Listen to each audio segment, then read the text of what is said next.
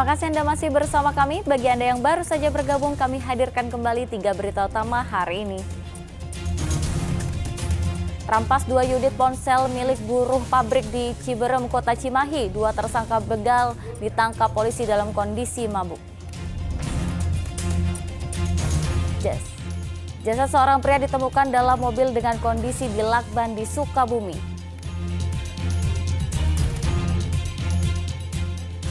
Presiden Joko Widodo meresmikan beroperasinya pembangkit listrik tenaga solar apung di Waduk Cirata, Purwakarta.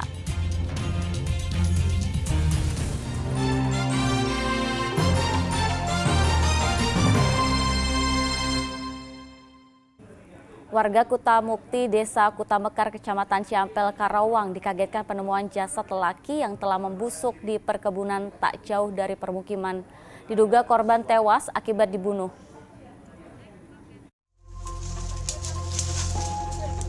S yang memiliki kebun di Dusun Kutamukti, Desa Kutamekar, Kecamatan Ciampel, Karawang Selasa lalu kaget menemukan sesosok jasad lelaki yang telah membusuk.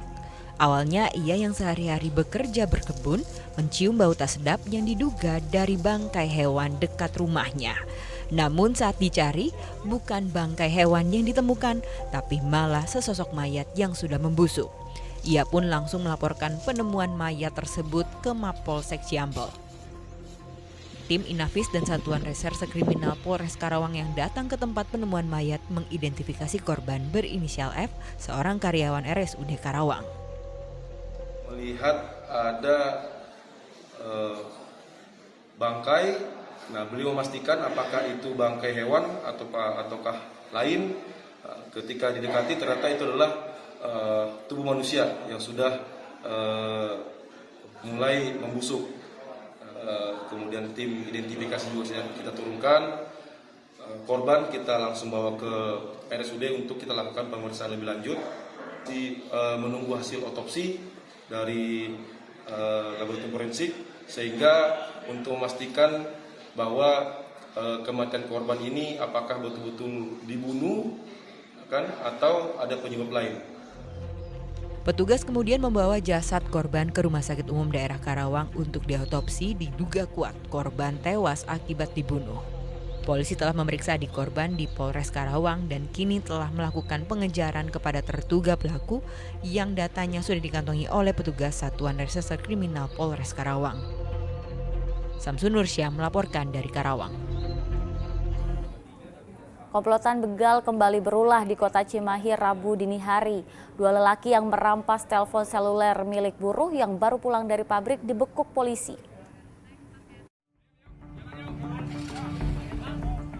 2 orang tersangka begal, Ismar Hadi dan Sandi Noyan, ditangkap tim Sabara Polres Cimahi di Pasar Malam Andir, Kota Bandung setelah merampas ponsel Yudi Kurniawan, seorang buruh pabrik di Jalan Raya Ciberem, Kota Cimahi Rabu dini hari. Saat ditangkap, keduanya dalam kondisi mabuk minuman keras. Awalnya mereka membantah telah merampas ponsel korban. Namun keduanya tak bisa mengelak setelah polisi menunjukkan celurit dan ponsel korban yang belum sempat dijual. Kedua tersangka dengan cepat bisa ditangkap karena korban segera melapor ke Polsek setelah dibegal. Korban yang mengendarai sepeda motor pulang dari pabrik pukul 1 dini hari tiba-tiba dipepet para pelaku yang langsung mengacungkan celurit dan mengancam. Korban yang ketakutan kemudian menyerahkan 2 unit telepon seluler yang kemudian dibawa kabur kedua tersangka.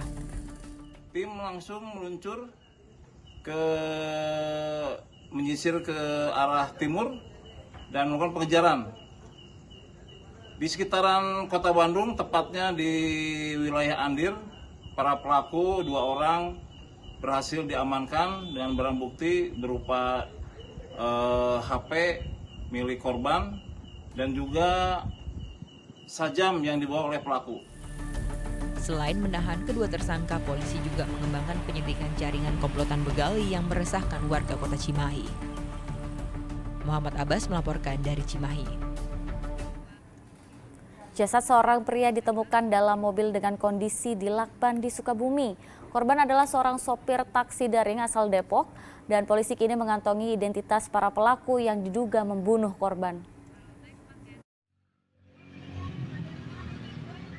Sebelumnya di depan toko swalayan daerah Kecamatan Cirenghas, Kabupaten Sukabumi ini ditemukan seorang pria yang tewas dalam mobil dengan kondisi dibekap lakban. Jasad pria itu kemudian dibawa ke Rumah Sakit Umum Daerah Samsudin, Kota Sukabumi. Dokter mengatakan perkiraan waktu korban tewas lebih dari 24 jam.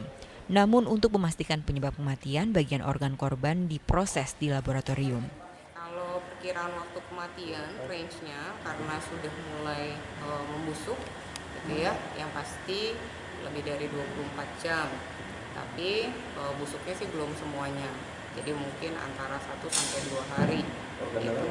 Ya kalau dari permukaan kulit itu nggak kelihatan. Gitu, makanya diambil sampel organ utama penunjang kehidupan. Itu yang kita akan kirim ke laboratorium untuk dilihat apakah memang ada kelainan atau tidak di situ. Tidak ada luka-luka kekerasan?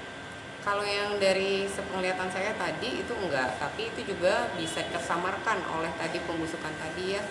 Karena kan kulitnya sudah mulai warna kehijauan, tentunya kalau misalnya ada memar bisa jadi tersamarkan. Korban adalah seorang pengemudi taksi daring asal Depok, Jawa Barat. Hal itu terungkap dari kartu keanggotaan yang ditemukan melekat di tubuh korban. Polisi belum bisa memastikan penyebab kematian korban, tetapi dipastikan sebagai korban pembunuhan. Dari rekaman kamera pengawas di sekitar lokasi, polisi telah mengantongi sejumlah nama yang diduga menjadi pelaku.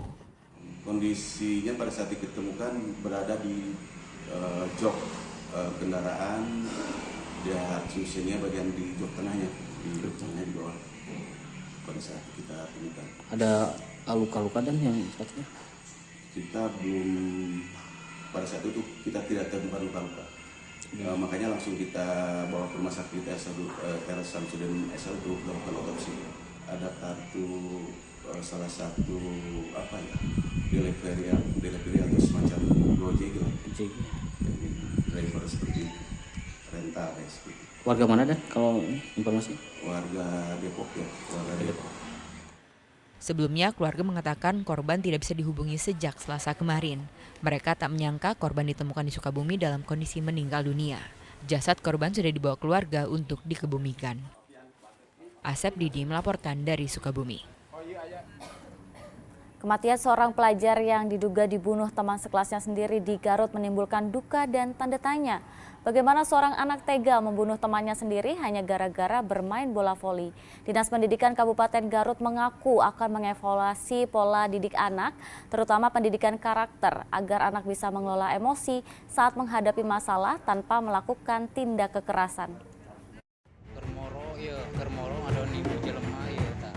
Kematian Agung Gumelar, pelajar SMP di tangan teman sekelasnya sendiri di Sungai Cimanuk hanya karena alasan sakit hati pelaku akibat beberapa kali terkena pukulan bola voli korban menimbulkan sejumlah tanda tanya. Dari lapangan inilah diduga kisah tragis itu berawal. Lapangan yang sering digunakan oleh remaja desa tersebut untuk berolahraga. Bahkan di sampingnya ada sawah yang kering yang juga dijadikan lapangan sepak bola mini. Salah satu pemuda yang biasa bermain voli di lapangan tersebut mengungkap bahwa korban bersama teman-temannya justru lebih sering bermain sepak bola di lapangan sebelah. Ia justru jarang melihat anak kecil bermain bola voli. Kalau anak kecil sering main bola di sini, pada main gitu. bola. Tapi kan Kalau voli di sini dewasa. anak-anak SMP. Jadi sering main bola di sana ya. Main bola paling anak kecil. Terus hari jago main bolanya si Kurang Agung. tahu saya fokus voli aja, kalau paling ngeliat ya. Oh, Enggak gitu. fokus. Jadi nggak terlalu ini ya. Duka juga masih meliputi keluarga korban Agung Gumelar. Komisioner KPID yang datang ke rumah korban membantu keluarga korban dan teman-teman korban lepas dari trauma psikis akibat kejadian tragis itu. Sebetulnya baik ibu korban maupun ayah korban juga mengalami trauma yang luar biasa. Gitu, sehingga mungkin sembari proses hukum juga terus berjalan, tetapi kami pemerintah desa dan pemerintah kecamatan juga berusaha untuk kembali merekonsiliasi sosial, karena lingkungan sosial anak di sini tidak boleh rusak. Anak-anak harus tetap ceria bermain. Anak-anak tidak boleh lagi terganggu dan tidak boleh ada traumatis sosial. Kejadian sadis yang melibatkan pelajar ini juga membuat Dinas Pendidikan Kabupaten Garut memandang perlunya adanya evaluasi terhadap pola pendidikan anak. Dalam kejadian ini, menurut keterangan polisi, teman korban yang merasa kesal karena mukanya terkena bola justru tidak mengemukakan ketidaksukaannya secara langsung kepada korban sebagai respon yang wajar, tetapi malah melakukan tindakan sadis membunuh temannya sendiri. Nanti akan rapat setelah ini membahas tentang ini. Kita akan mengevaluasi kurikulum di semua satuan pendidikan. Jangan-jangan ini hanya gunung es ya, fenomena bullying, kemudian juga kekerasan di kalangan remaja, di pelajar, kemudian juga perilaku-perilaku menyimpang lainnya di kalangan remaja. Ini akan kita evaluasi sehingga nanti sekolah, kemudian juga madrasah akan kita dilakukan pembinaan agar dalam penyelenggaraan pendidikan termasuk kurikulumnya harus ada evaluasi, terutama penguatan pendidikan karakter. Pendidikan karakter diperlukan agar anak bisa mengelola emosinya secara sehat dan tidak meluapkan dengan tindakan kekerasan yang melebihi batas dan akhirnya melakukan tindakan kriminal. Eko Setiabudi melaporkan dari Garut.